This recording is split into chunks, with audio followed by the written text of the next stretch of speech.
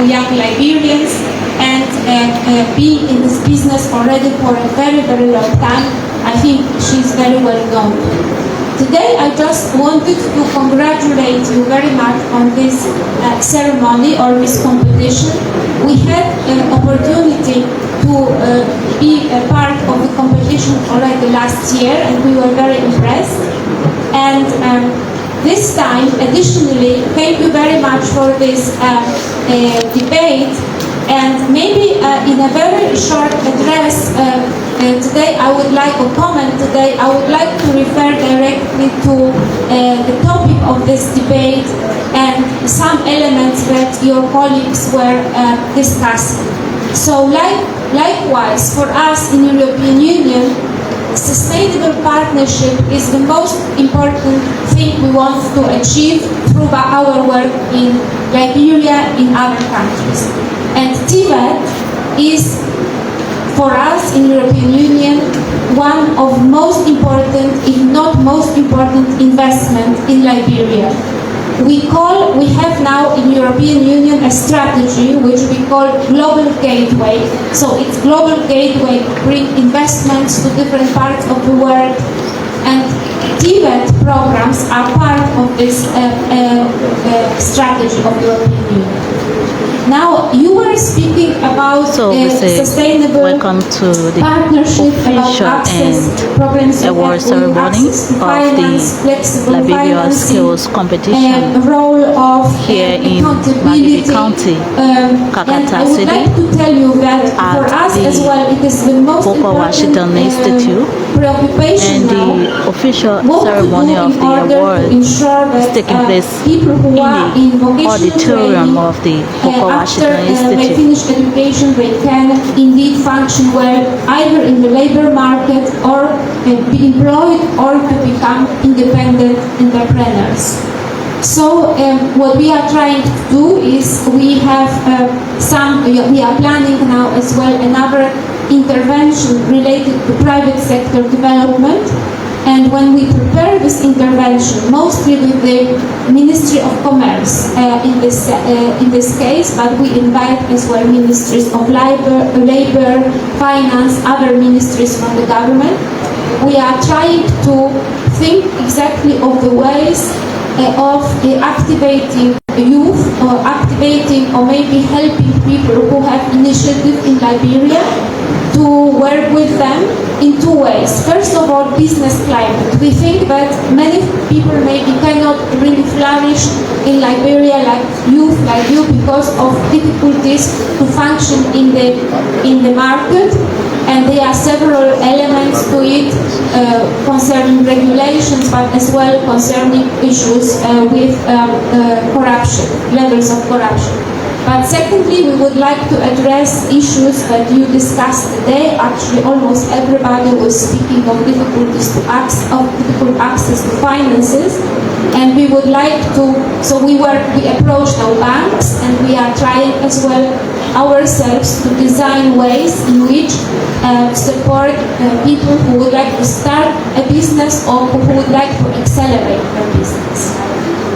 Last thing maybe I would like to say today, what I remember from this discussion, which was very important to me, was that some of the speakers were stressing importance of critical thinking and of civic values. So I would like to say that yes, indeed, for us, of course we invest in TVET because we want to give people jobs, or we would like people to be able to take care of themselves. But in Liberia, with all the reforms and what is happening now, it is very essential as well to train people in civic values, so that you are as well feeling responsible for what is happening in the country. So, for example, that you have influence on what is happening you spoke, I think somebody spoke of policies, of regulations.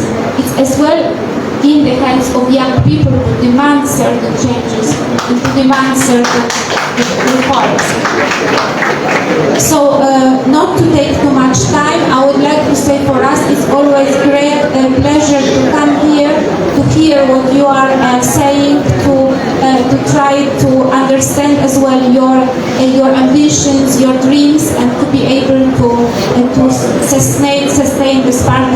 we have with Liberia. Thank you very much. So that was the representative from the EU. All right, that was the Union. EU governance in need. We witnessed this morning a skill competition, and that competition was successful, and there was a winner from the competition. Our partners from the NIGO will now come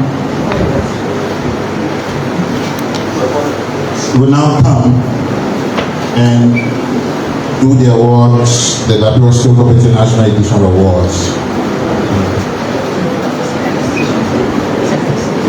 So once again, if you are just joining us, this is the official indoor program of the Youth Skills Competition here in Margibi County, supported by the Youth and Sports, My name is Mark Kwaku, and I work for the Youth Rising, with the Youth Rising project funded by the EU and the government of Sweden. to So today we showcase had a wonderful time with young people from young across Liberian Liberia. skills in And we are excited vocational today to announce our technical winners from the various education. trades that we saw out going on in the workshop earlier today. So we'll start by inviting the head judge for fashion to come and present the two winners. Before you continue, I'd like to announce the arrival of the Honorable Minister of Youth and Sports, Mr. Cheko Bangalu has just arrived.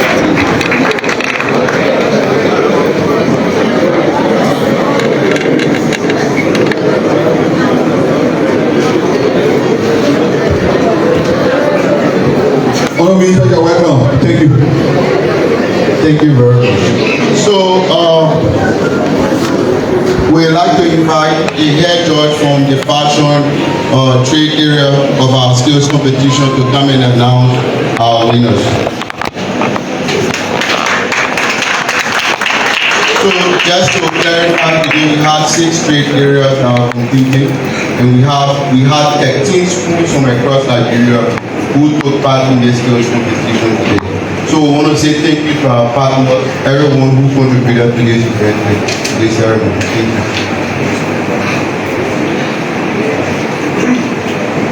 Thank you.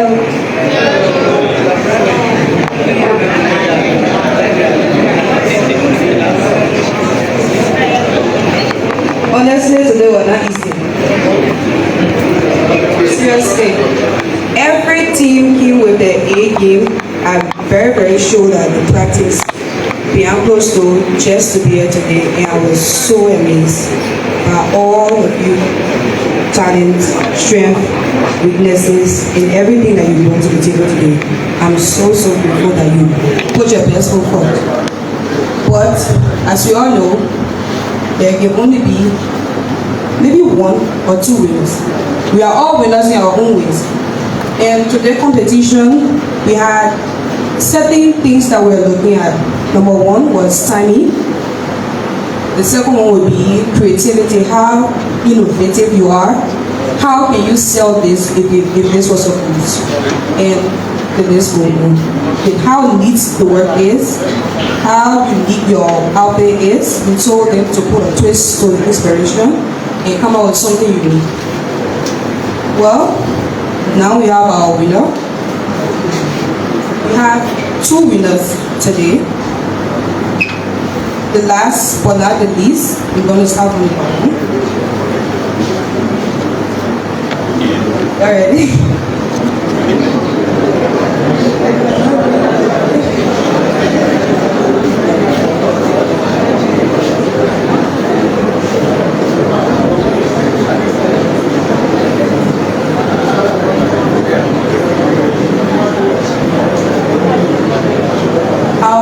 Second winner for today is BDOTC.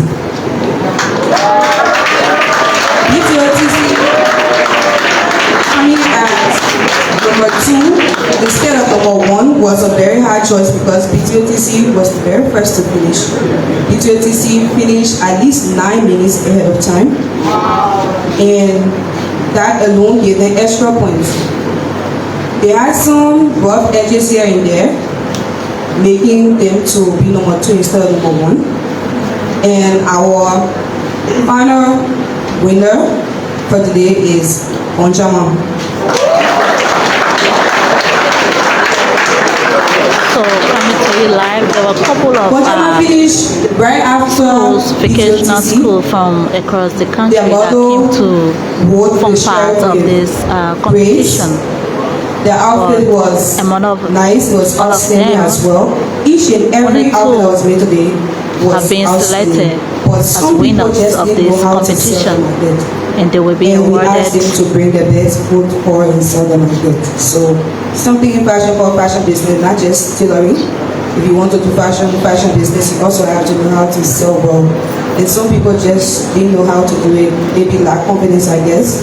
So that also helped to reduce the points. The rest, the rest, like the last two, one came 67, and that was MCS. MCS got 67 points, and BWR got the least points. I'm not going to call it, but I'm really proud of everyone and thank you.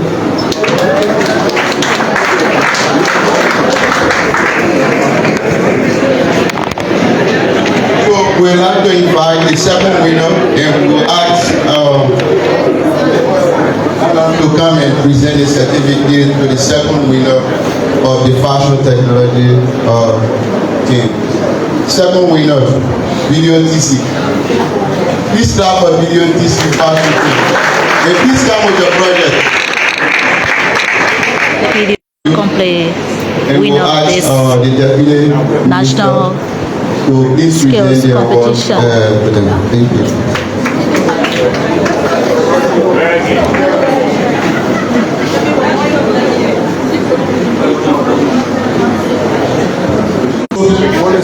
As I listen to the instructor, she said it was just not about tailoring, yeah? But it's not a passion. And so,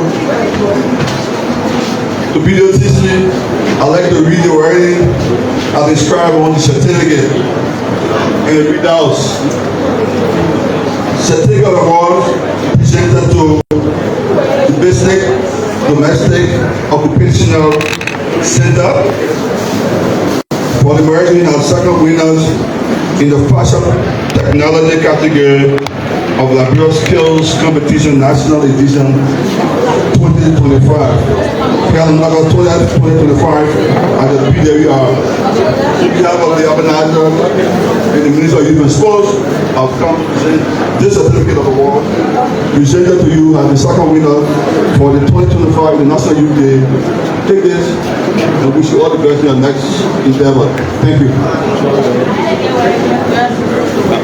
So as you can see, the shirt being worn by those students was made by them from the competition.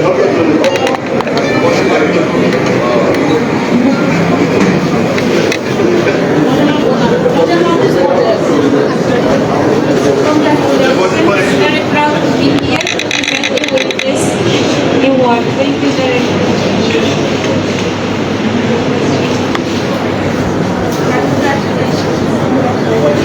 That's the Fonchema Multilateral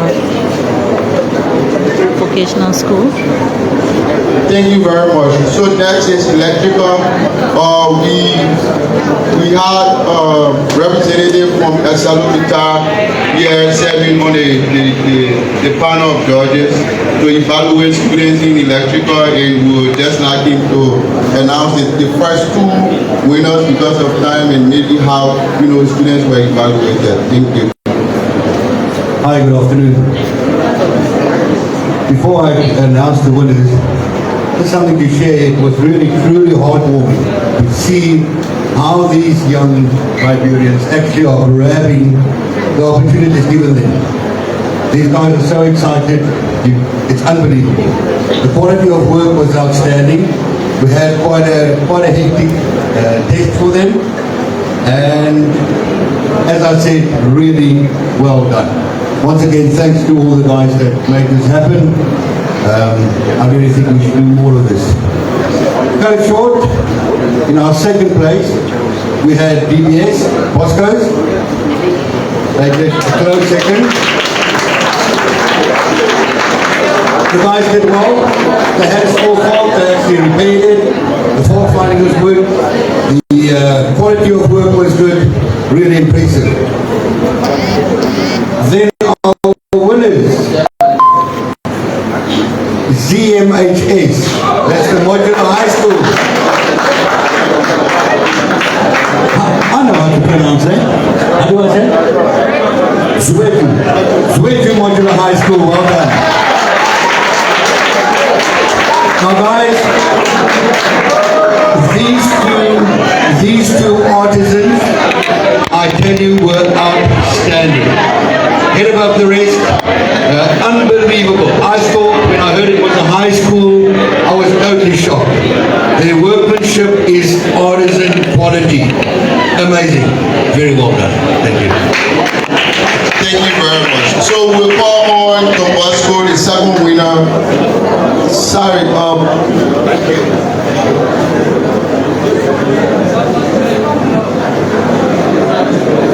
yeah, so we'll call Don Bosco to come, the second winner for the electrical trade area.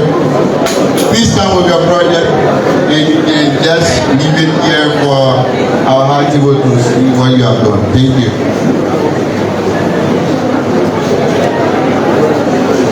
So the Don Bosco students will be bringing their Please, we are. projects to show So we'll call the what winners, brought but them you must not to to come the if second the place Bosco of is this not ready. competition from the electrical department.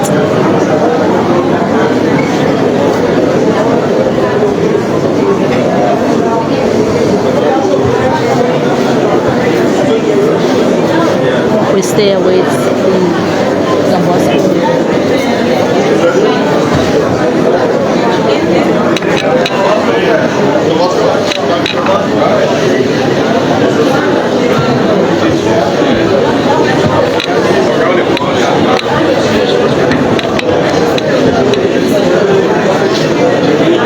Okay, so we invite the minister, Honorable, to come and present the award.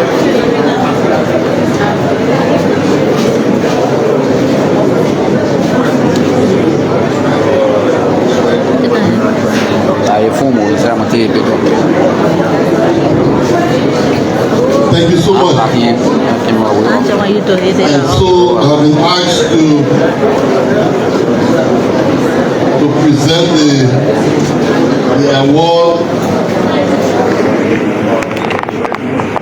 the award to the first and second place winner in the electrical category. And the second place award is given to Don Bosco. Where's Don Bosco?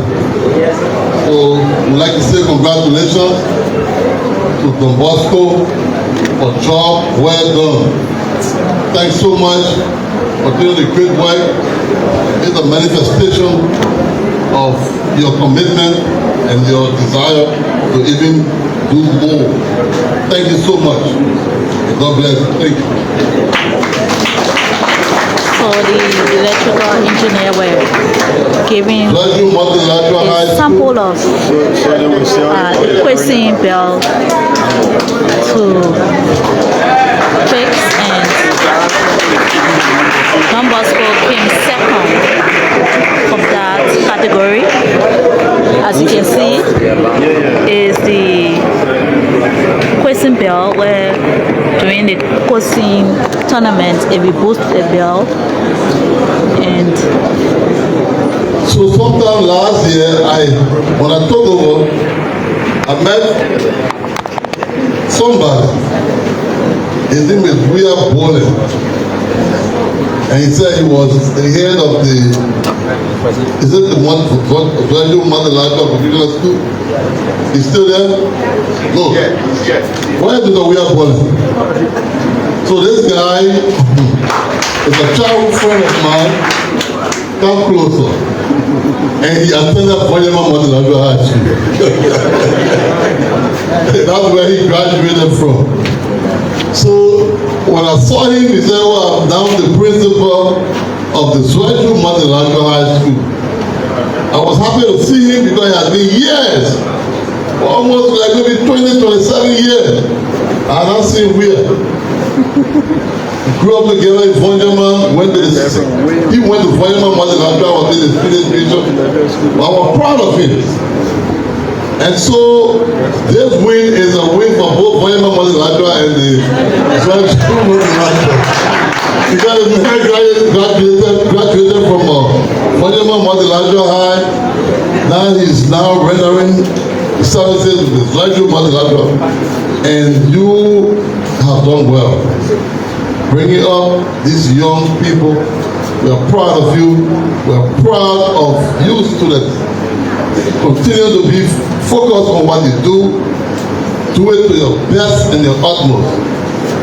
Mr. Poland, congratulations in this public space. We are proud of you. Continue doing it. Thank you so much. So I now present this certificate to the Zweju Multilateral High School, by extension, Voyama Multilateral. But job well done. Thanks to Zweju Multilateral. Thank you so much. Congratulations. Thank you. Swahili Multilateral High School has been awarded first place winner of Thank you so much, Honorable Minister. So electrical because of time, category of this competition. because of time, we will not be calling on the remaining judges, so we'll just proceed with announcing the results. Next is carpentry. So for carpentry, our second winner is the Boba Washington Institute. And the first winner is Havel Multilateral High School. So we'll call you guys to come and collect the prize. BWI, please come with your project.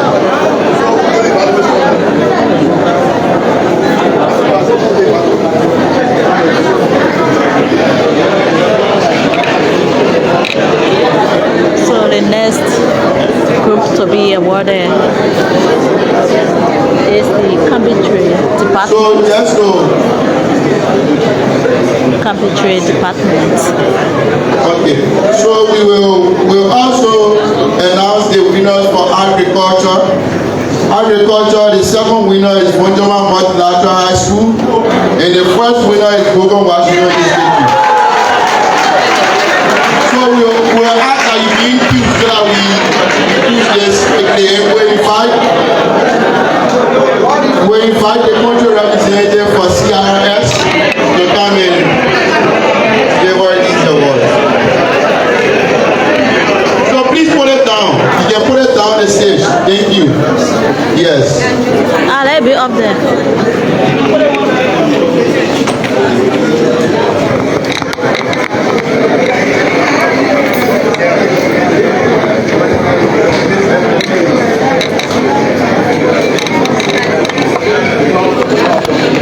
Let me put it up there so we can see. If you're up there so we can see. Congratulations.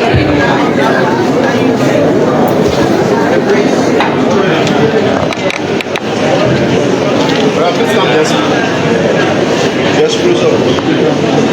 Closer to her.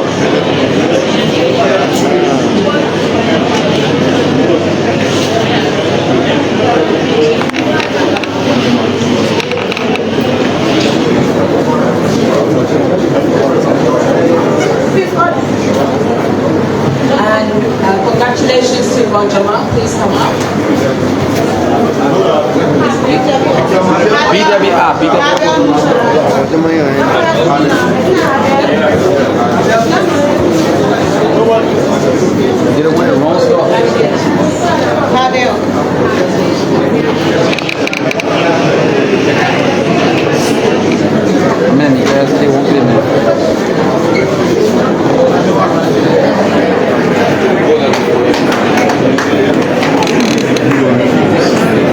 Thank you.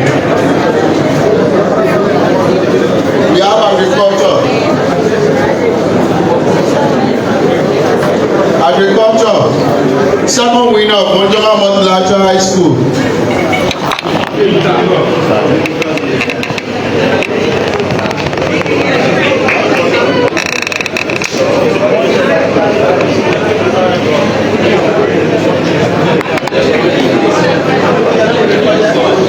Agriculture in way back.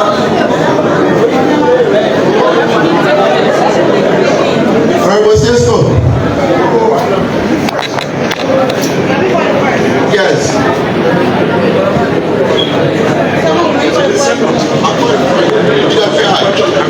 Yes, agriculture behind it first.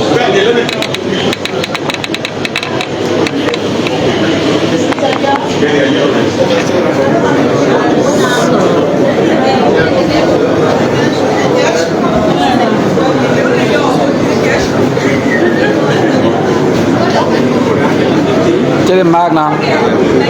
Minute marks.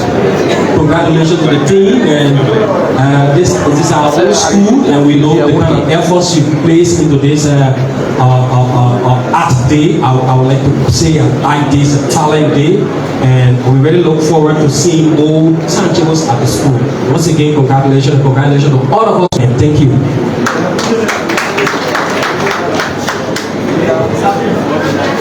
So, for automotive,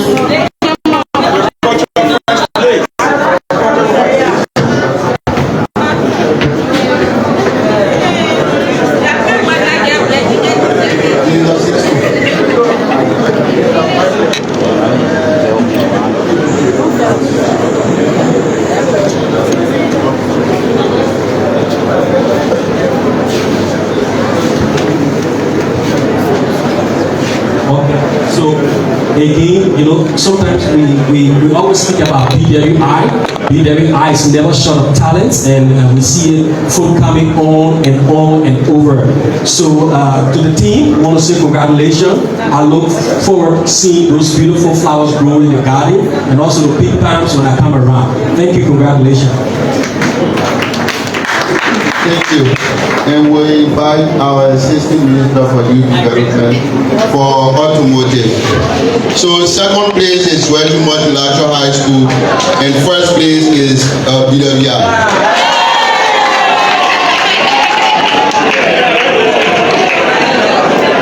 Second place is quickly. Automotive.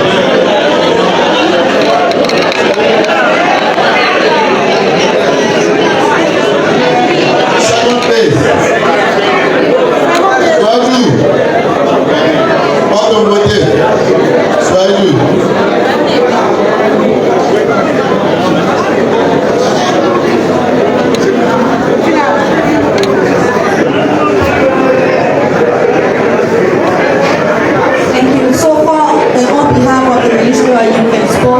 We want to say Happy International Youth Day to all of us here. Congratulations to West Multilateral High School for the job well done. Urge and encourage you to continue how well done you are doing, and we are proud of you. Congratulations.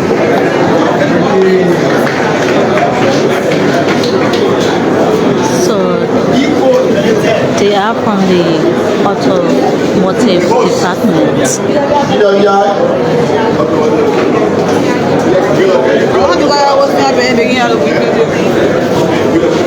BWI, who are being the host of this competition venue, is the winner of this category of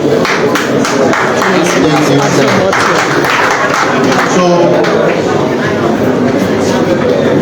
So for our last three, okay, so the judges are still compiling for wording, so we'll suspend that and proceed. Thank you very much. So we say thank you. That is the program of the national skills competition organized by the Youth and Sports, European Union, the Youth Rights Put your hands together for the Team Secretary Republic of Liberia. and This brilliant thing for just made in the last couple of hours. it has been a So, long day from without any various category further ado, where we want Agriculture to get ourselves prepared they to had listen to our guest automotive speaker for the day. and also they had the tailoring. It is a pleasing Electronic, honor of mine to welcome to this podium session. the Deputy Minister of Gender, Anthony Laura Bolake, who serves as Deputy Minister for Gender, Administration of Now Gender, is the Interior and Social Protection in Liberia. award ceremony. And she says the policy initiatives and multi-sectoral partnerships around human rights, children welfare, and social protection. Honorable Minister, put your hands together for the guest speaker, please. The European Union, Please have your seats. Thank we you have so the much. Youth and Sports Minister is here, and now the Good afternoon, everyone. keynote speaker Hello.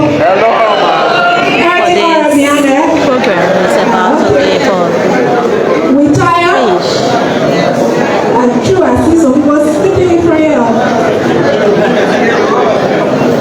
Can someone maybe volunteer to do a quick icebreaker for us?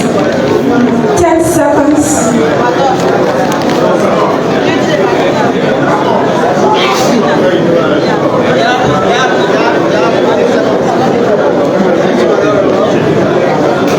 this youth All right, if you can hear my voice, clap once. project If you can hear my voice, clap once. If you can hear my voice, clap put once. together Everybody will clap together at once simultaneously. You don't do will continue. Get to that talk. If you can hear my voice, clap once. to showcase the talent of If you can hear my voice, clap young once. Liberians in If you clap with your technical hand, and don't clap with your vocational hand. If you fields. can hear my voice, clap once. Supposed to clap me last. All right, everybody stand up, stand up, stand up. Everybody. Focus on strengthening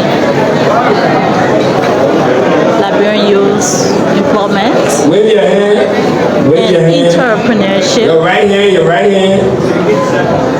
Your left through hand. market-driven Your right hand. development. Suppose waving that red leg. I get waving a red one. Right? Okay, the left one. Okay, with the center of the platform, jump one to go. I don't know the entirety of the platform, no way you jump and pick it up. Everybody jump once. Everybody jump once. Everybody jump once. Okay, I'm not jumping. You're not jumping. Everybody jump once.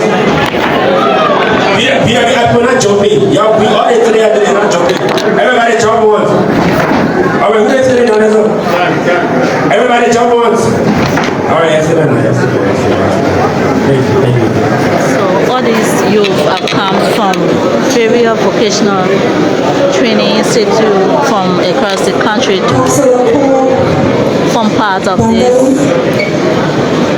competition ceremony. And sports, our Deputy Minister for Youth, Now to the the keynote Assistant Minister, the head of CRS, our partners from the EU, and all other development partners here, heads of government agencies, if you're here, we recognize you, our youth leaders, our youth umbrella organizations, the private sector, distinguished ladies and gentlemen, and all the young people today.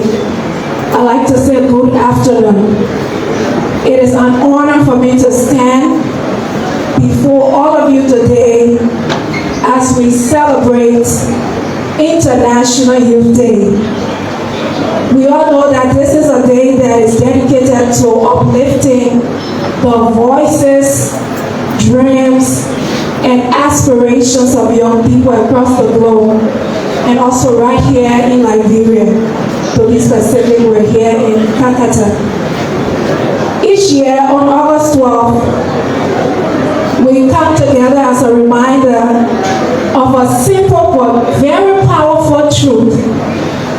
that young people are not merely the leaders of tomorrow. They are the change makers, innovators, and torch bearers of today.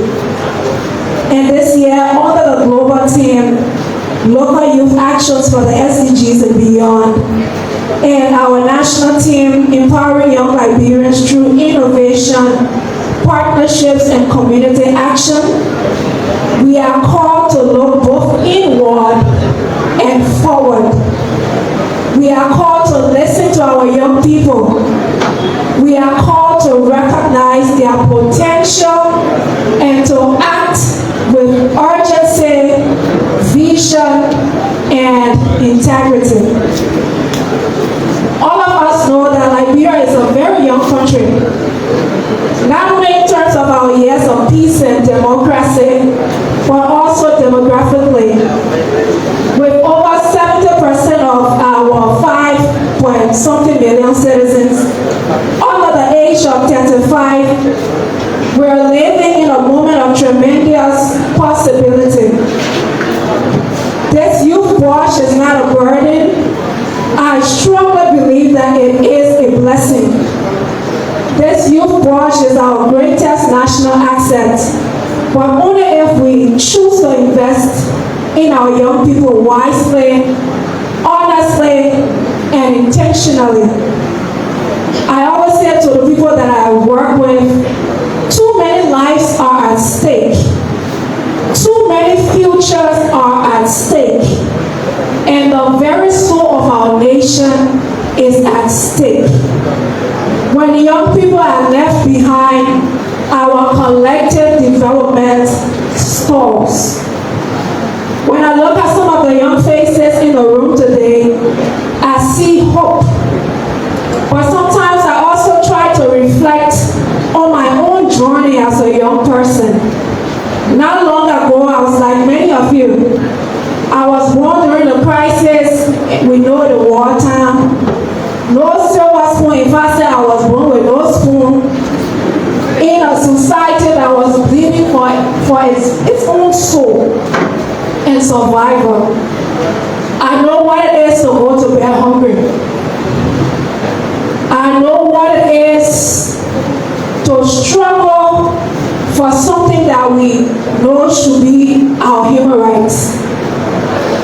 I lived in a society and grew up in a society where we saw a lot of young people with dreams, with visions. We lost them because of a war that most of us would say was just utterly senseless. We saw children that were forced to take on adult burdens far too soon. I personally witnessed the foundation of a nation crumble before my very eyes. And today, even today, right now, a lot of our young people still live with unaddressed childhood traumas from the crisis. They are carrying invisible emotional scars into adulthood. These are wounds that are often forgotten or overlooked by society, yet they quietly shape our self-esteem, our ability to make sound decisions, and of course our ability to reach our full potential as young people. No one should live believing their society has failed them. No young person should live each day asking God, well, God, why was I born in this part of the world?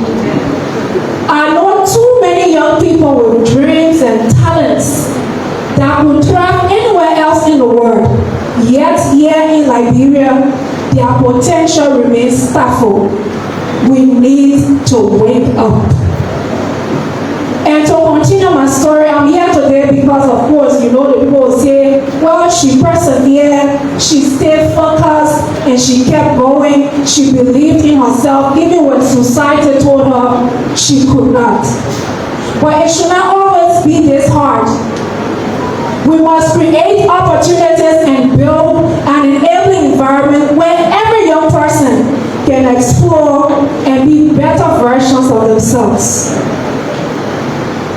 While we celebrate a few Liberians that are making strides, maybe here in Liberia and abroad, we must not also forget the hundreds of thousands of other young Liberians with equal dreams and passion who remain unseen simply because they lack access to just one opportunity. We need a society that nurtures and celebrates the potential of every young person and not just the blessed few. And before I go further, I'd like to highlight some of the persistent barriers that all of us know, that won't buy that broken record. All of us know the challenges our young people are faced with. We know there's the issue of high unemployment and even underemployment among young people. When you read recent stats, it confirms that joblessness among our youth remains alarmingly high. Many of our young people are surviving in the informal sector. They're riding a keke, they're riding their motorbikes. So what they even selling in the streets, when I was here today, I saw a lot of other young people trying to make their business. They are, transacting. They have no training, no protection, and some of them don't give up. Most of them not even get social security. So without appropriate intervention, just a simple global shock could wipe out their livelihood. We really need to take some actions. When you go in our concession communities, where our natural resources that we all know should be a blessing, is not a blessing, but anyway, someone upon or debate. Too many young people are working in harsh, underpaid, and unsafe conditions. Sometimes they are being told they are not worthy to benefit from the wealth of their own land. It's a shame, and we need to do better. We still have limited access to quality, relevant education, and I like to outline the word relevant education. Despite the progress we have made, too many young people still lack access to the knowledge and skills required in today's competitive economy. All of us, partners, government, youth leaders, we must consolidate our efforts to ensure inclusive, quality foundational learning, secondary and tertiary education, and of course, a robust vocational training for our young learners. Our people that go into school, we must equip them for the demands of the 21st century. And of course, I can talk about the harmful rise of substance abuse amongst young people. Just last week, a lot of us, we put on black and we said we're marching to the Capitol building to just raise awareness on the drug pandemic in this country. The president declared it a national pandemic. So what we need to do now as government, we need to strengthen our drug laws to deter traffickers. And all of us have a role to play. You that are parents, community leaders, we must step up to protect our children and our communities. We must take responsibility for choosing productive paths instead of self-destruction. And of course, I can talk about the lack of access to leadership. And I know you'll be thinking, say, well, hey, you get me government job. But it's really not that much. We need to do better. And of course, I will commend the president for having the courage and vision to entrust a lot of young people with key government positions. He's sending a very powerful message that young people can lead, and they can lead very, very well. But today we have to be very honest with ourselves. Youth leadership is still far too rare in the private sector, where a lot of decisions are made. We still don't see a lot of young people. And we need the energy and the innovation generation of young people to drive transformation in this country. Even for those of us that have been given, the opportunity to serve, the journey is not always easy. For me personally, every day, I have to explain and prove that I'm fit for the position that I hold. Despite my competence, my academic, what the book was said, pedigree, not so book I know. But every day, just the fact that I fall in a certain demographic, I have to explain why I am fit to serve in a particular position. It really has to stop. A lot of us have a lot of different assumptions that young people are too inexperienced, we're too impatient, or we are untested to lead. We must dismantle these stereotypes. When we judge people based on age rather than their competence, we not only deny them opportunities, we rob our country of fresh thinking, bold ideas, and the kind of leadership that is unafraid to challenge the status quo. Our nation cannot afford to waste its brightest minds simply because they happen to be young. We need to do better. And these are not just youth issues. These are not just challenges that young people are faced with. These are national development challenges. And how we respond today as a nation will shape Liberia's trajectory.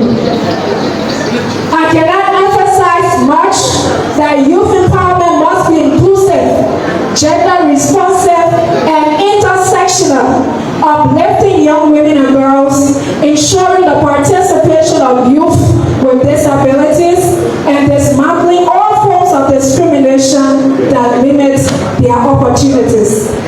Just this year, Liberia reaffirmed her commitment as a trailblazer country under the Beijing Plus 30 platform, pledging to invest more in young women and girls. We must now back these commitments and many other more commitments we have made with intentional actions. This year's theme is not only aspirational, it is actionable. We are called to empower youth through innovation, through partnerships, and through community action. The government of Liberia's vision for youth is very clear and unwavering. When you read the National Development Agenda, the AID, you will see that youth development stands out as a key priority, especially when you read strategic policy number 23, the one that talks about youth development. And under that strategic policy, it talks about the fact that the government aims to empower young people by expanding their economic opportunities and enhancing their active contribution to sustainable development in all sectors. However, and I like to emphasize on the word however, aspirations alone will not suffice. We must back our commitments with concrete actions. And this requires a whole of government approach, not only the Ministry of Youth and Sports, but all government ministries and agencies should coordinate their efforts to create an enabling environment for youth advancement. Key among these actions is the need to scale up youth entrepreneurship and enterprise development. The panelists were here and they were stressing on it. It means that we need to look beyond. We need to increase funding for young people. We have to establish business incubators. We also need to launch robust mentorship programs and create strong market linkages that connect young entrepreneurs to customers and investors. Quite recently, the government of Liberia launched the Youth Investment and Entrepreneurship Bank. And this is a laudable milestone. But once we launch, there's still a lot of work to do. And while we're in the process of doing that work, we need to understand that access to finance alone is not enough for young businesses. To truly transform our youth bulge into a demographic dividend, we must combine affordable capital with tailored entrepreneurial training, ongoing technical support, and forward-thinking policies that nurture a business-friendly environment. Only then can young Liberians build sustainable enterprises that contribute meaningfully to our nation's growth. I cannot overemphasize the importance of education. We must continue to reform our education system to match market demands. We must build a flexible education system that teaches critical thinking, problem solving, STEM, entrepreneurship, and soft skills. As our young people are learning, we must also create spaces for them to gain valuable work experience. And I was just thinking when I was trying to finalize my very long speech, I was thinking whether I could recommend that we make cadet or national service mandatory for college graduates.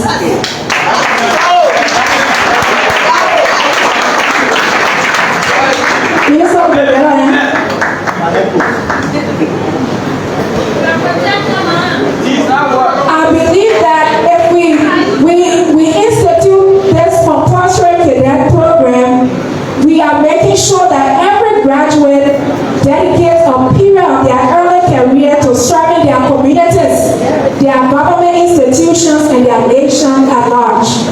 When graduates engage in service, they gain vital skills and hands-on experience that prepare them for the workforce. They learn discipline, leadership, and teamwork. All of these things that will make them responsible citizens. Of course, we've talked about digital literacy, and I'd like to emphasize that it is no longer optional. It is very, very important. We must try to increase affordable internet access. When I say affordable internet access, I'm not going to be on Facebook, but for us to make use of our valuable time on the internet to build our skills, to enable us to contribute to our society. And lastly, I'd like to encourage or remind our government, myself part of the government, so that all to increase budget allocations for youth programs. Because I really do believe that political will alone is not enough. It must be matched with strong financial commitment. For youth empowerment initiatives to succeed, young people must be made a clear priority in our national budgets. They reduce it.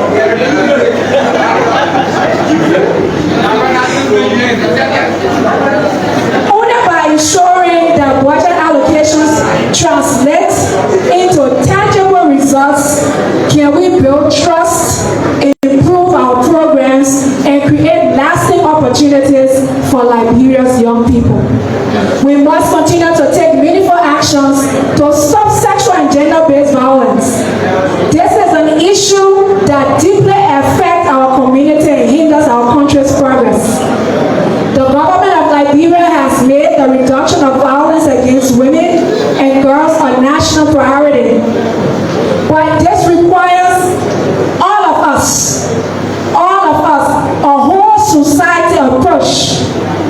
Addressing SGBV requires the active participation of all sectors to create a culture of zero tolerance for violence and to empower women and girls to live free from fear and discrimination. A society that is free from violence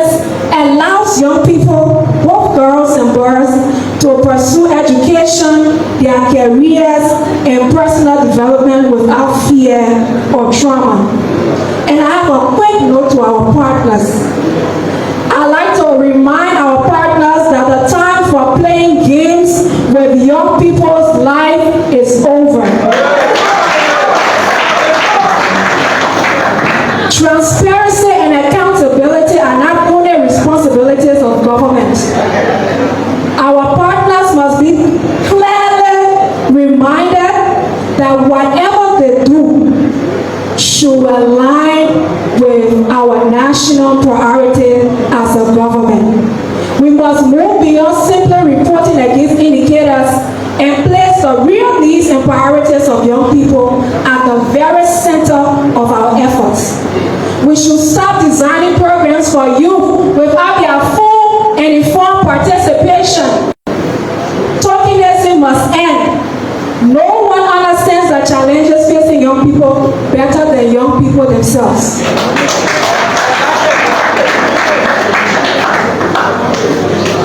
And to our youth organizations, our BB Youth Leader, I'd just like to say something quickly. I'd like to remind all of us, those that are leading or heading these big or small youth organizations, access to funding and opportunity is not a privilege that you should take lightly. It is a trust placed in you to serve the greater good. Every grant, every loan, every program support you receive comes with the expectation of stewardship, transparency, and measurable impact. I'd like to remind us to be diligent in how resources are used, keeping your focus on creating sustainable solutions rather than short-term gains or personal recognition. Young people, young leaders, avoid the trap of allowing ego, politics, or competition to undermine unity among the youth. True leadership is not about the size of your following, but the depth of your impact. Be willing to collaborate, share credit, and put the community needs above your individual ambition. Remember, your reputation is your greatest asset. Once it is damaged by mismanagement or perception of mismanagement, dishonesty or broken promises, it will be so hard to gain your integrity back.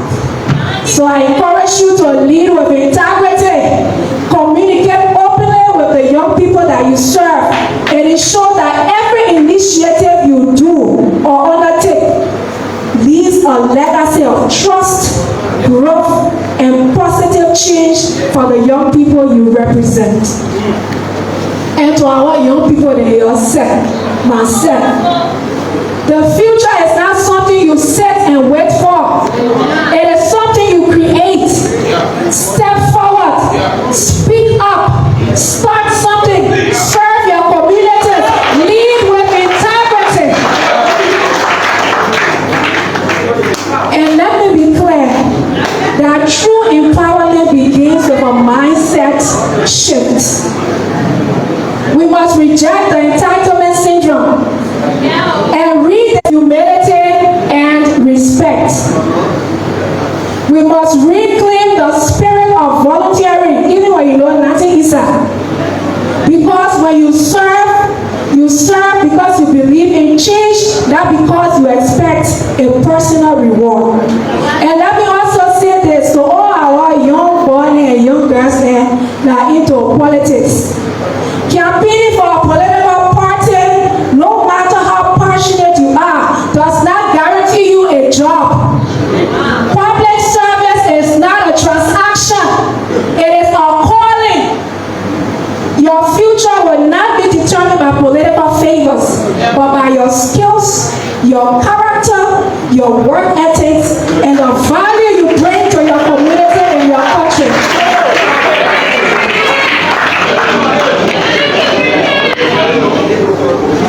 Our communities cannot afford for your creativity and energy to be wasted on destructive habits, young people.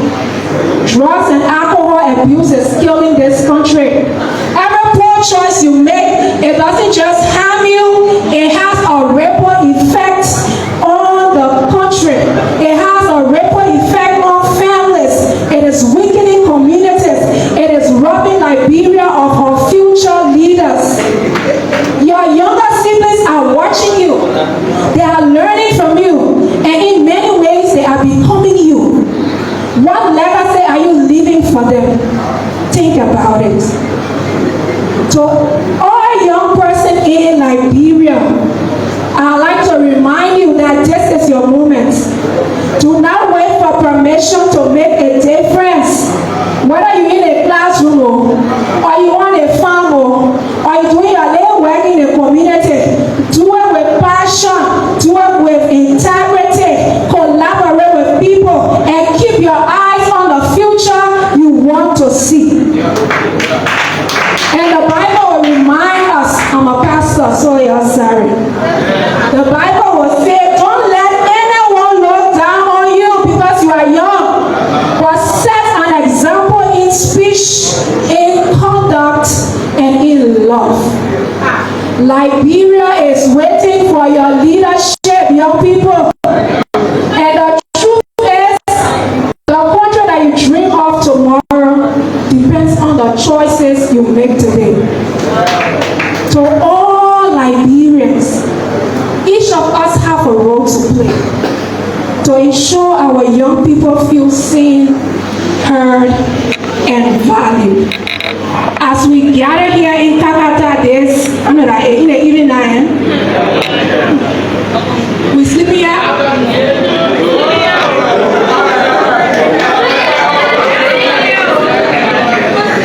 As we gather here today, I'd like each of us to make some intentional decisions and remember that this International Youth Day 2025, remember it as a turning point. Remember it as a day that all of us decided to invest in our young people, not just as an afterthought, but as a national priority.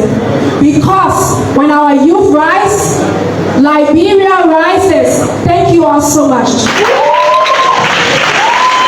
That was the keynote speaker of this program,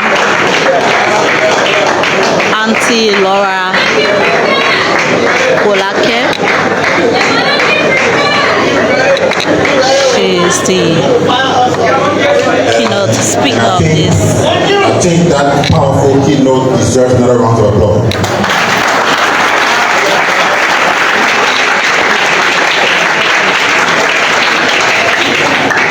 Thank you, Madam Guest Speaker, for that important keynote. And we spent a lot of time there, so we'll now try to wrap up. This is one of the important part of our program. We will now call our partners for remarks, and beginning with that process, we will call on the government of Sweden if they are here. The government of Sweden. All right. We will now call on AFD if they are here. Okay. We will now call on Mr. Anthony A. Nimelen, the Deputy Project Manager who is for UN for UNIDO, who is here representing the UNRC. He is also representing the One UN family. Put your hands together for Mr. Nimelen.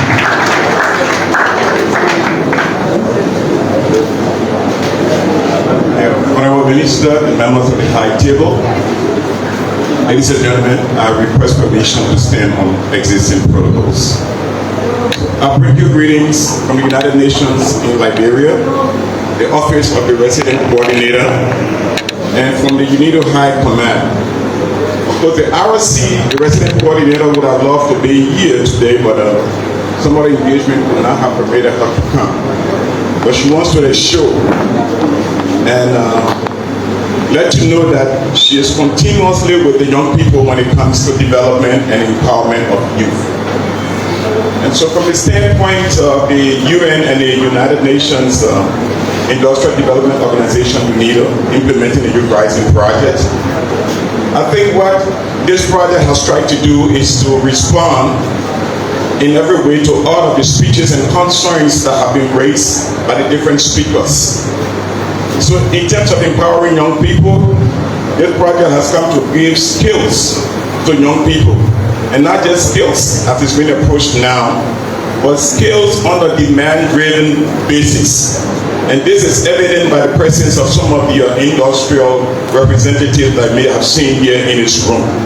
The idea is to ensure that as young people go through the learning processes in their institutions, those skills that they are acquiring are skills that are very applicable in the world of work.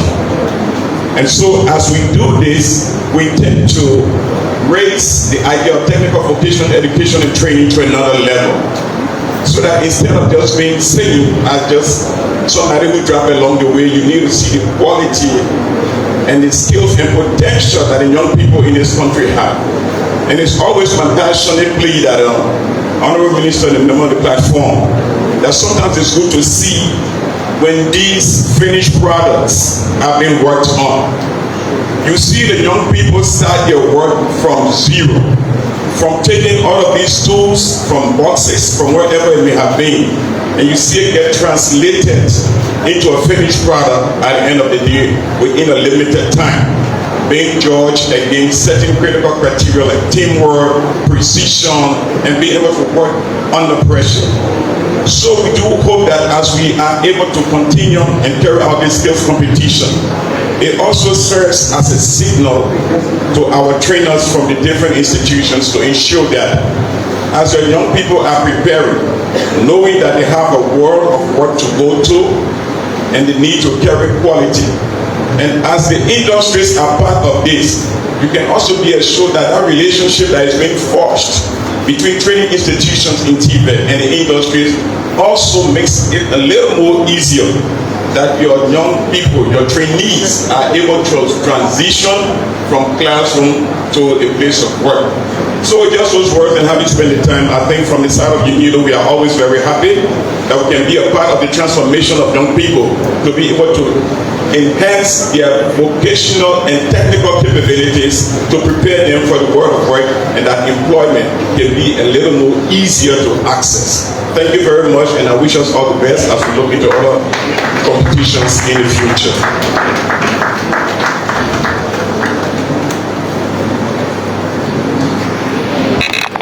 So we'll give the UNRC, the one UN family, 3 hands. Let's go 3 times. Let's hear for UNRC. So we're not doing it together, we're not moving here today. So we move off to one of our partners, and that would be Mistress Homage John Oduake, who is the country representative of CRS, to make her remarks. Put your hands together for her.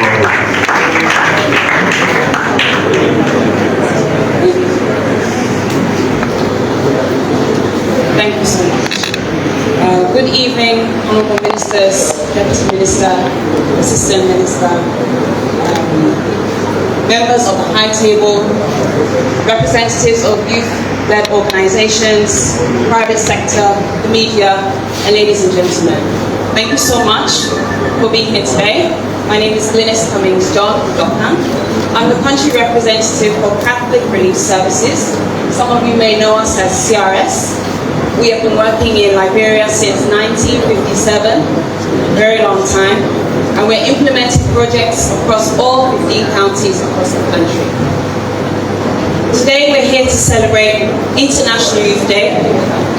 This is something that is celebrated across the world every year on the 12th of August.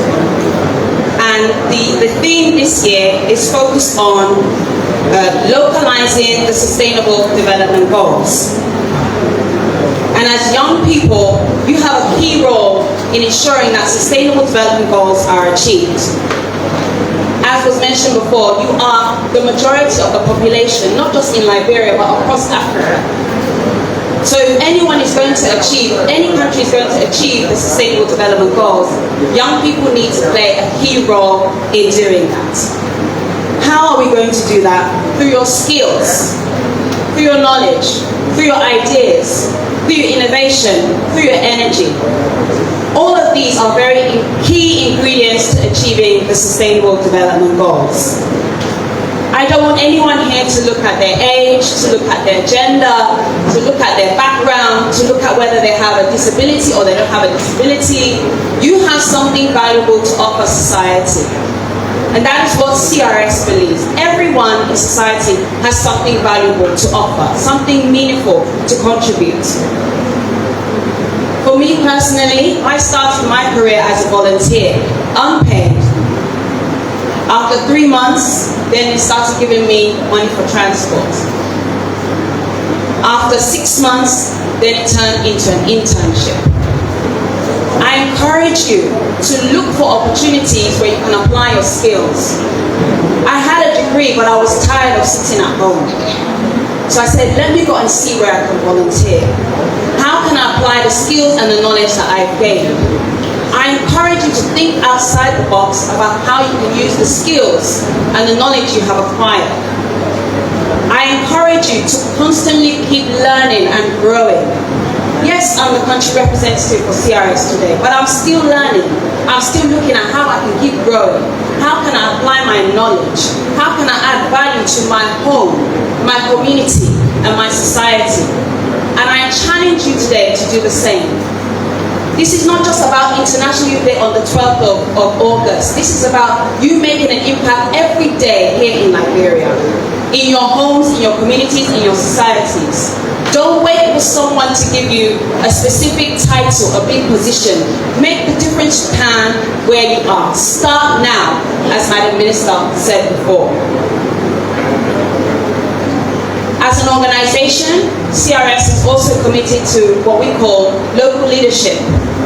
I heard comments today about collaborating with youth-led organizations, the space for youth-led organizations to access funding. CRS is one of the organizations that supports local organizations. We support local institutions. We collaborate and implement together. We seek funding together. There are instances where we will work together on the proposal and the local organization goes forward to seek the funding and to win the funding. We build the capacity and strengthen the skills of local organizations. So if you're here as a representative from a youth-led organization, we encourage you to reach out for collaboration because CRS believes very firmly and strongly in local leadership. Local organizations sitting in the front seat because, as we say, he who feels it knows it. We believe that young people have a role to play in every sector across Liberia. The development sector, the science sector, the media sector, the government sector. You have space, you have a role to play, you have something meaningful to contribute to every sector. So I also want to encourage other stakeholders here today to make space for young people. Don't look at the age. Recognize that young people are equal members of society and have ideas and have innovations that can help break through in various sectors, that can help add value to society here in Liberia. So I encourage all stakeholders here today to please make space for young people to add value to what you are doing. Thank you so much.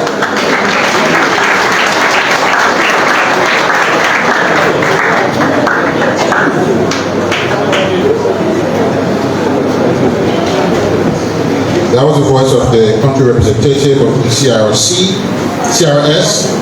Sorry. And so now we will take remarks from one CSO, Central.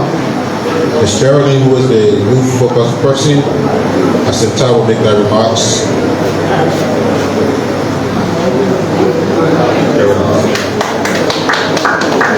Put your hands together for me, Geraldine.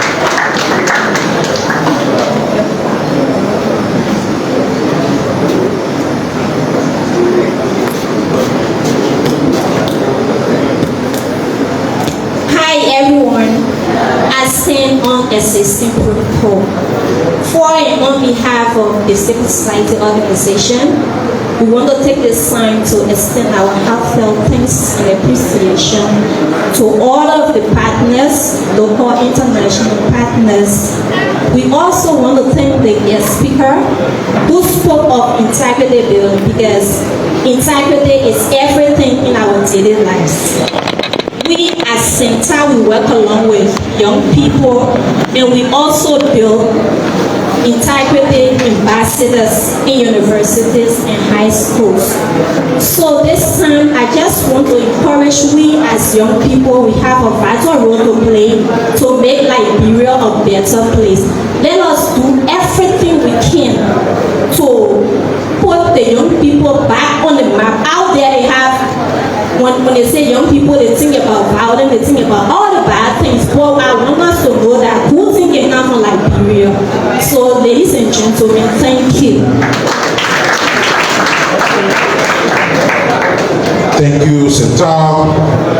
And so our most cherished allies and colleagues will now make their remarks, beginning with the mother umbrella of young people in Liberia flower.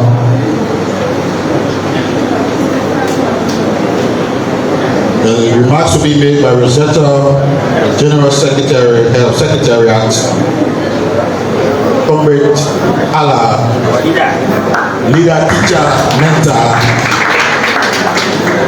Rosetta. Thank you. Our partner CRS, the members of the Ministry of Education, the Ministry of Youth and Sports, as well as the Ministry of Gender, who happens to be our keynote speaker, and as well some national youth leaders and institutional builders, distinguished ladies and gentlemen. Permit me to stand on existing protocol and do acknowledge the immense work of the Ministry of Youth and Sports through our different partners who supported with UNFPA. There are just few highlights that I would like to point out, especially copying from the different speeches that was made. But one of the most important one I think that is necessary is the fact of today's exhibition competition that was held. And frankly, I must admit that this was a beautiful talent display. But I think there wasn't a very good and strategic participant to have witnessed this process. The truth is, these exercises are meant to inspire young people's career and to drive the different positions they take in choosing their different career paths. For me, I already have a career. There's no way I can come back to TrueLiberia to do TVEC, or maybe to come back and do technical vocational skills to different ones. But this would have been more impactful to young people who are in the 10th grade or just passing the 10th grade, to come and see these different skills, especially seeing the presence of these young people, young women specifically, into these processes that was very challenging.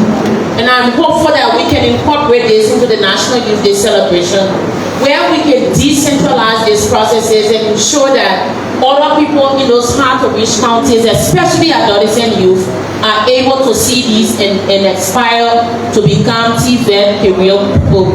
The next one is the fact that there is a need for us to understand that tokenism must end. And this must be non-apologetic, especially where we are invited to make these few minute speeches and being every $15 transportation to go back to Monrovia. This must end. Because this is not something we must compromise. They should be led by us, and we must make the change. And this is non-negotiable for us moving forward. And I think the next one is, the future, of course, is not something that we wait for. We must create. I remember over 7 years ago, I used to be a volunteer for over 4 years before stopping, and that was something that I saw pleasurable, because I felt these events were something for me to come and build my network, and that's what, as a result of God's grace, that brought us to this platform. It's not something that we got on the bed of roses, and we must encourage other young people to enjoy this moment, even if there's dollars not in it.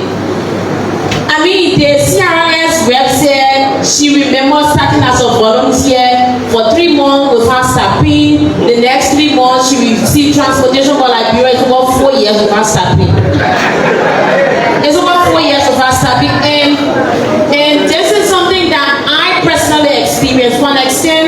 when I got my first job as a bachelor's degree student of $200, I felt it was so much because I have never gotten that in my life.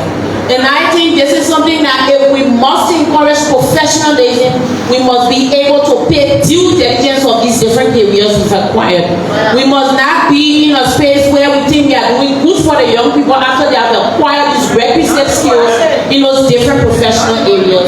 And we must be able to do that intentionally. And how can you do that intentionally? It's for you to ensure that you are able as CRS to be able to give grants out to these professional institutions that they are able to report back to you in due time. So as moving forward, it is our hope that we restructure our ideas, we restructure our frameworks to ensure that young people are leading these institutions and they are dealing with honesty. If you think they do not have those skills, provide them the skills and let's see how they can grow. Thank you very much.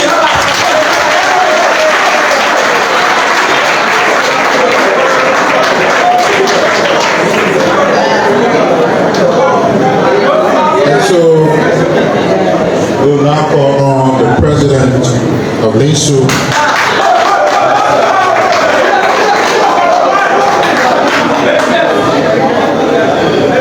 Even though the MC has told me that I'm going to speak here for 30 seconds, which I will defy.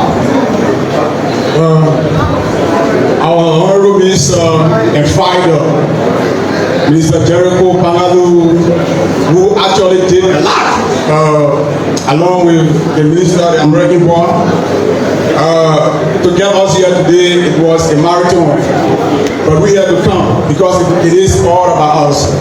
To the young people, our guest speaker, and to all of our partners, our guest speakers just made my day today. In Liberia, I read so many documents. The revised national youth policy is a very beautiful one. The AID, the Arrested Agenda for Inclusive Development, is a very good one as well. I've listened to many speeches. Today, the speech of the guest speaker made the day for me. And then that reminds me of Reverend Dr. Martin Luther King, April 3rd, 1968 speech, I've been to the mountain top. He said to the American people, all we say to America is be true to what you say on paper. So today, we are here to celebrate the International Youth Day. We bring together the young people, put them in colorful t-shirts. We all celebrating this day. After this day, I think one of the panelists said, what do we do? The youth-led institutions are left in tatters. It is unfortunate. It is unfortunate that we have said a lot about investing. If you read the AARD, it talks so much about investing into different education. Sadly for us, the government of Liberia 2024 budget gave the biggest different institution in Liberia $4,000. That is also unfortunate. So that means to us, the young people, our leaders, our government, entirely, whether Joseph Jiggy Robert today, have used paper to say and then betray their own plans in terms of their plans, in terms of financial appropriation. We don't want to ask for what is being done, for youth-led institutions today. And then today we came here, we saw the exhibition. I was very much inspired. Whoever brought that idea did a very great thing.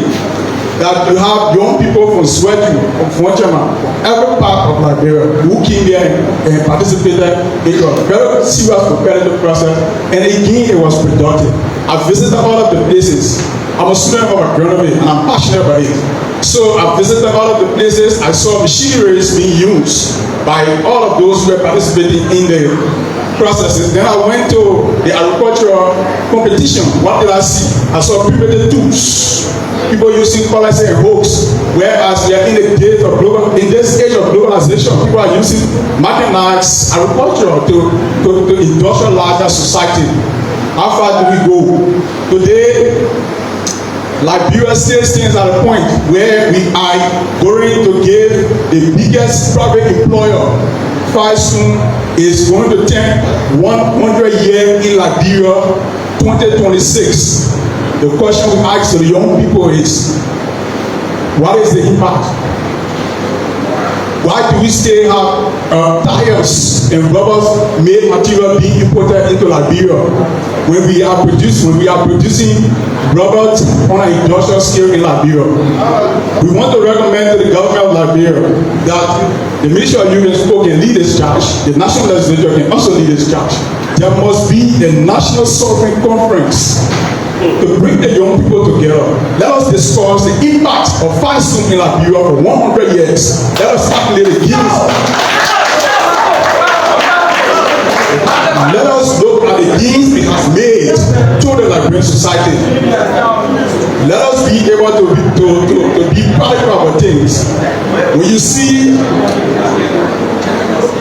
what we have, basically relative to the ongoing situation. Today, the guest speaker just said exactly what I'm going to say. The National Service Program. I said it the last time we had an airport program. The National Service Program should be a compulsory initiative in Liberia. And that is all, it all speaks to not only funding. So many young people like me have volunteered for more than 8 years. Yes, while in high school before even thinking about going to university. So young people are willing to volunteer, but how well do we, our government officials, even give us the space to sit in their offices, say go sit here and practicalize something at least, learn something from me? How many of them are prepared?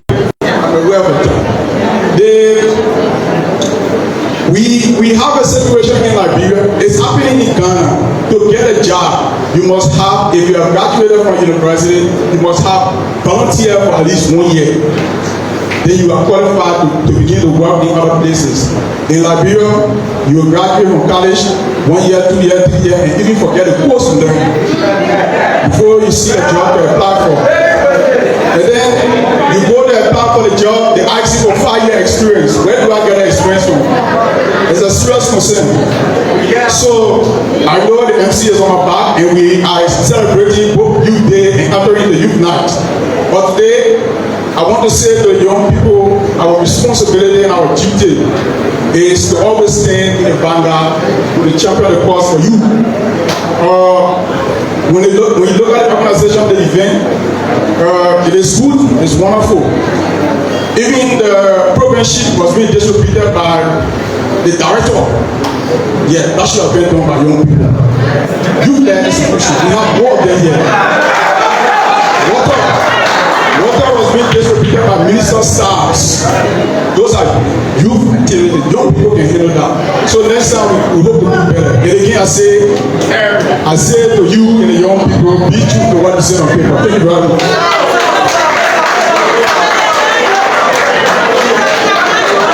That was the president of NISU, James Letitia, Washington.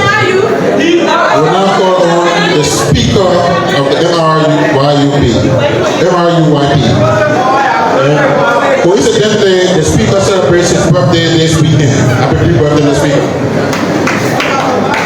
So we have spent much of the time here, and I believe we want to know whom now may for our area. So allow me to just make a very brief remark. The High Table, Honorable Minister, and all of my colleagues, distinguished ladies and gentlemen, I say Happy International Youth Day. Whenever I come to these occasions, there is something that keeps in my mind ringing. All of us here, our youth population, the people will say 70 to 75%. But of that percentage, there are huge population that now currently see the graveyard as a dwelling area. Today, let us use that occasion when we leave from here, go and find one and see how you can rescue them. They are part of our generation. We are about to lose a generation, and we all have to fight. The ministry are doing their best and the government doing their best.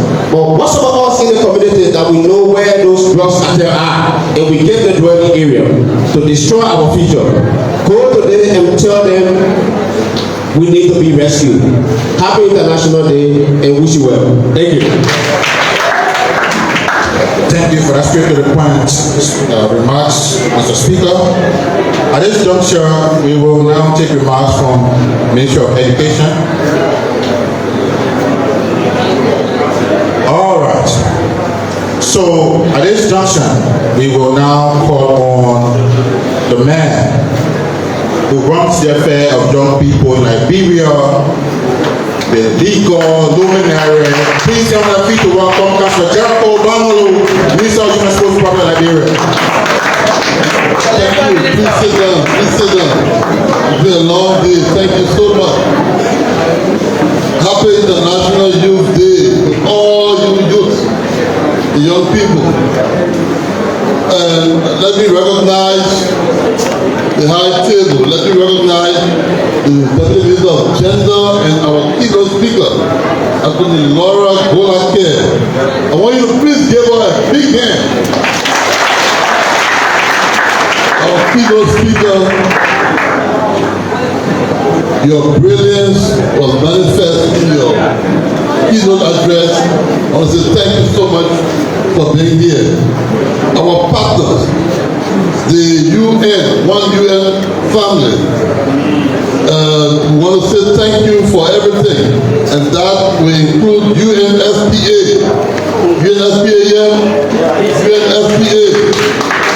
the UNIDO, all of them under the One UN. The European Union, I want to say thank you. You see, my remark would be like a vote of thanks.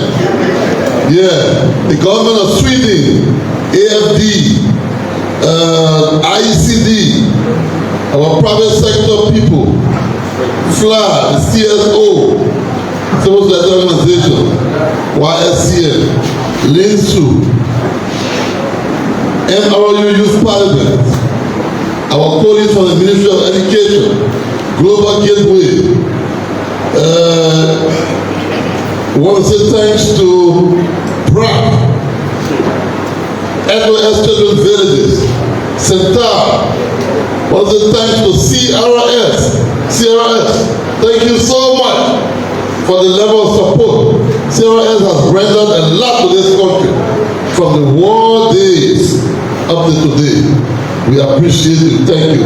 Thank you, CRS, for all you do. I want to say thanks to all of you young people. The thing that made me happy most was that, like the speaker said, we have graduated from just attending programs where speeches are made to demonstrating our skills.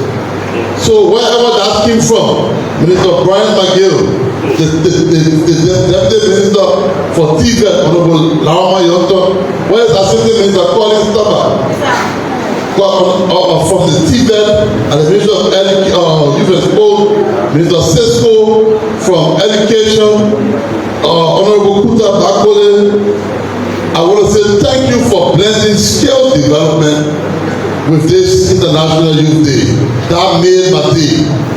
When I saw the presentation, I came to appreciate you young people more. I don't know how the people manage to grade people, but if you were to put me in that room, I said everybody was going to get A. Because what I saw, marvelous. I want to say thank you so much. And I take you from the keynote speaker. My keynote speaker, you were right when you mentioned the National Service Program. This cadet thing is now incorporated in our budget. The National Youth or National Service Program is there. So, and the budget, when it is passed by legislation and the president signed that law. So by law now, we got a National Service Program there, and you got money allocated for that. Mr. McGee, for the next few weeks, we'll start rolling out 5 components. And the cadet program is one of those components that will be rolled out in the next 2 weeks or 3 weeks. So you are right.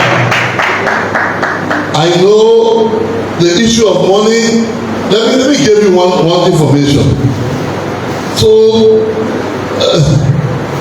the president of FLAG mentioned 4,000 for MBTC, 2024 budget. So it's true. But here's what happened. Because it's going to provide the clarity. So the school is built with the intention that it will not be 100% free. So the students will at least make some contribution. 2023, it was election year. So the government there, 80% of the students they brought in free. Not a dime they will pay. They have put them in election year. That was around August. 80 to 85%. So we took over 2024. We inherited that. What could we do? Some people say, throw them by us, all of them, so they can pay school fees. I said, any attempt to do that, then there will be a problem. You can't blame them because when I made that, they go for months. So we're going to live with this. If you ever went like MBC used to go now, the students go on strike. If you're not going to pay you, so they will put a roadblock and say, they didn't get the other teaching material, they didn't get the other one for their teacher. We have to live with that. I said, if you don't want to be in government, resign. But we will make sure they will remain in school. They will be there. They see freeway, we will find something away, we will keep them there, they will go through the process, we will find a way to pay their teacher, and they will graduate. 2 weeks from now, all of them, 1,400 of them, will be graduated. So they were there free. So, when we gave that information to the government and the Ministry of Finance, they said, oh, so this 2025 budget, Mr. President, they put some money there for this. So it's not like that. But thank you for trying with us. Then I know when they said, Flower List, they took the money from them. We say that because International Youth Day, we want the kind of message, they reduce their money. We've been having a problem of, now all the youth say a member of Flower List. So in as much as they may have reduced yours, but there was a corresponding increase in the number of youth organizations in our budget. So they didn't take it from you. They just aggregated the money. So they gave some to additional youth groups under the budget. You got more than 15 new youth groups that are receiving different money from the government. If you put the white fly at least will get it before. But in any case, we recognize that Fly Little, MRU, these are also serious territorial youth bodies. So we do everything possible. The coming budget here to make sure you get what you're supposed to get.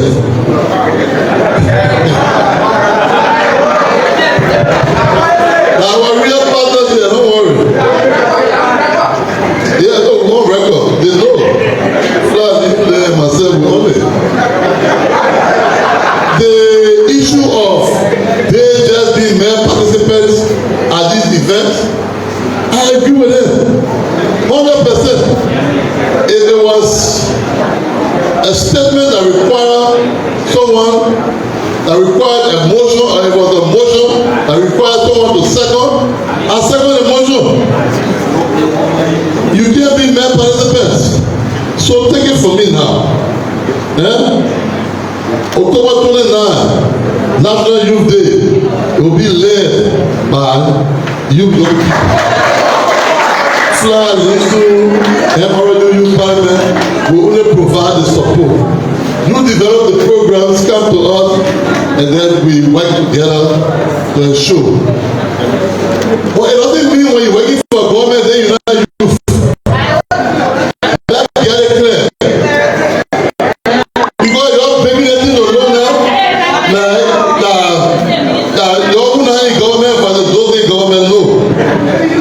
There are so many youth and young people that are working in government, and they are members of Fly Little. So when you see them giving water and see them, be happy that you and young people also working.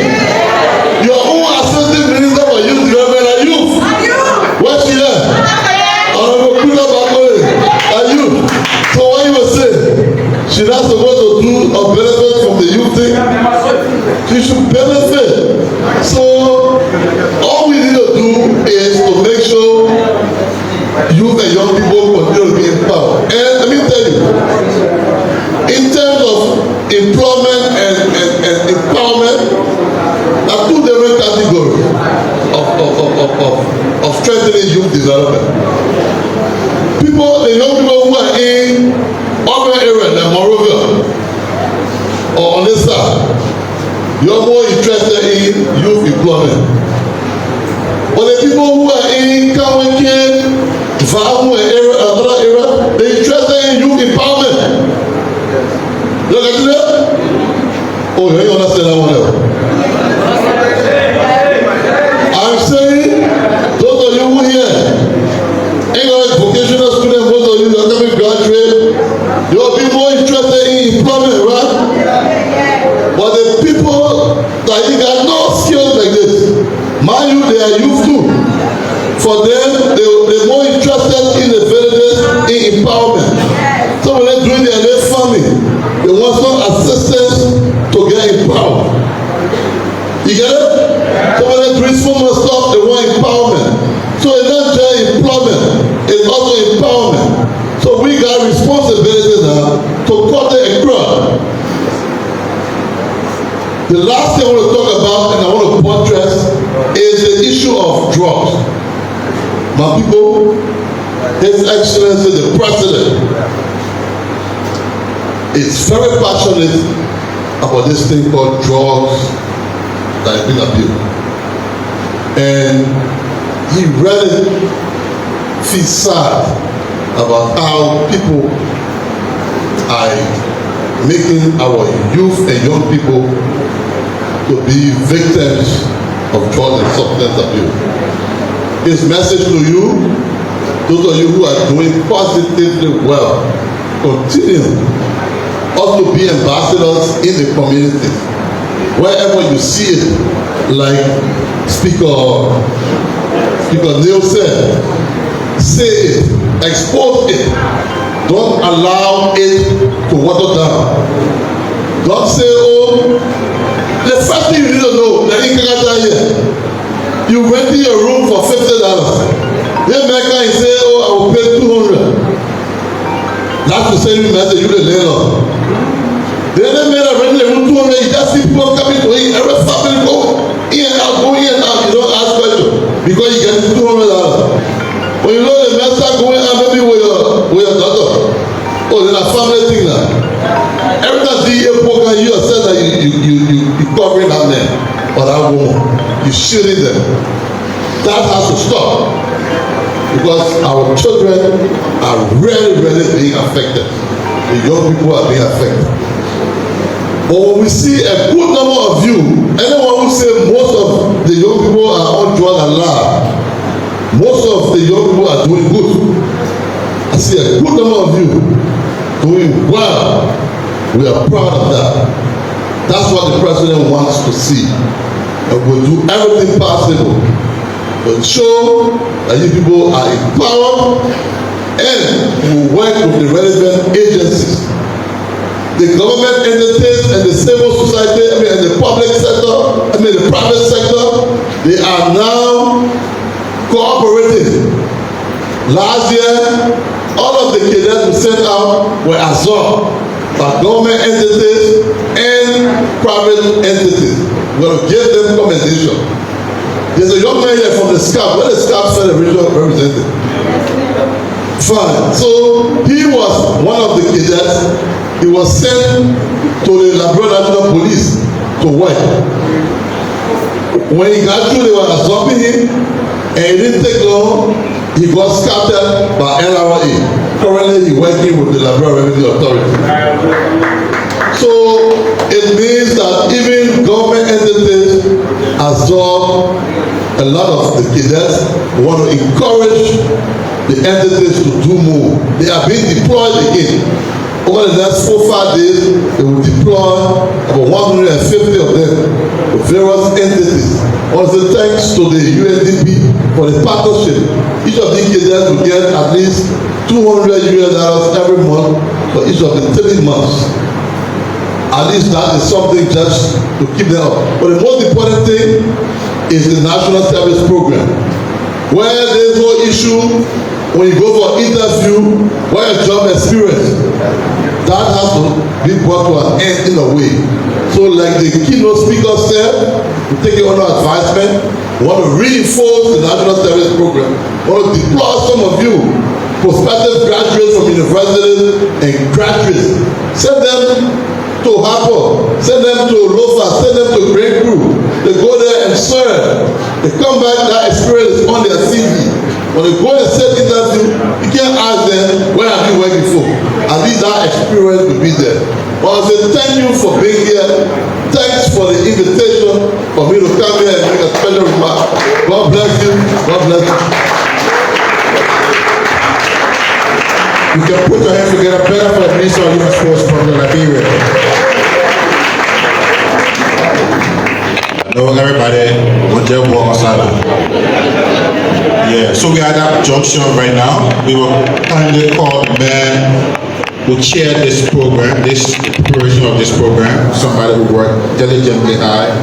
He was calling back and forth, ensuring that partners were cooperating, youth organizations were cooperating.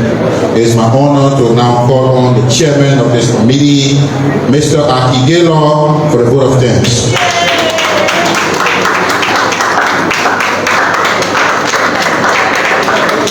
So thank you very much. The minister has already given a vote of thanks, and we know anything contrary will be held in contempt. Yes, but you know, when it comes to progress and success in everything, we got three type of people. People that fall in the A, the F, and the W. The A are those who are against progress. They will do everything to make sure nothing happens. The four, they won't for you. They are for progress, but they are not contributing. And the W are with progress from the scratch to the end. So I want to announce to you that everybody that is in the hall fall in that last category with. We are with progress, and because of you, this program is successful. Put your hands together for yourself. We want to tell you thanks. We want to be very specific, most especially to the coordinating committee. You know, the ministry now is emphasizing on bringing youth-led organization, INGO, and everybody together under the youth sector coordination committee, so that we plan programs together, we implement together, we build certain things, we interact, we understand one another what we are into. So this program we now have is a success with our several key organizations. We just want to acknowledge them. Where is our list? We have organizations like NEMO. We have Centara, we have Yosel, we have Books Before Boys, we have Art Campus, we have YDA, the Youth Development Agency, we have BRAC, we have XOS Children Village, we have Yote, we have NEPE, and NIPA, we have Smart Liberia, we have Big Sister, we have Progressive Movement for Youth Empowerment in Liberia, and even the local youth organization. It is because of this organization brainstorming every day, going to the minister's conference room, is why we are here and having this elaborate program. We also have even IECD, and then we have some key sponsors that we will not let it be part of our acknowledging. We have UNFPA, thank you very much for your sponsorship. We have UNINO, we have the One UN. We have SOS here, SOS Children Village. We have BRAC Liberia. We have Plan International. We also have CRS. It's because of the high resources they put into this program. This program is success. It's a success. We also want to be very grateful to the Honorable Minister of Youth and Sports, who entrusted us, gave us his confidence, give us a conference room, and anytime we needed anything, we watched at his doors, and he was there sending letters and everything. And also our Honorable Minister Brian McGill, who has been very supportive, and everybody, the Youth Bureau, we love you, the Minister of Youth and Sports. Thanks everybody for everything. Just a very quick announcement. We have said this. the youth organization, we have all your names. We are going to be submitting it. We told you today, you are not going to get your transportation. We are sending those names to the partners. Yes, and then but tomorrow, if effectively, we can show you that you will receive it through mobile money. Thank you very much. So thank you for watching. There is LNT. So we're to our group photo. Been here since this morning, and this program was set up by the Youth and Sports, the TVET, and also the Youth Rising Project on our unit, the European Union, the Swedish, to have these young Liberians to showcase their talents in vocational and technical educational fields. And there were various departments of vocational institutions that came from all parts of Liberia, and they had the carpentry in this competition, they had the tailoring, they had the electronic, the automotive, the watering department was also part of this competition. And this year team is the participants right before here. Just stand right before here. Let's do the picture straight.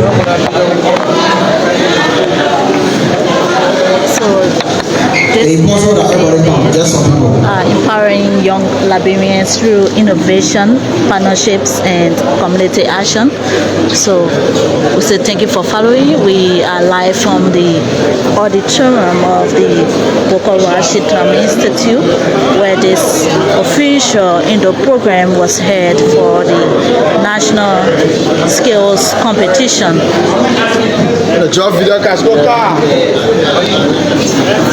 Thank you for following this initiative.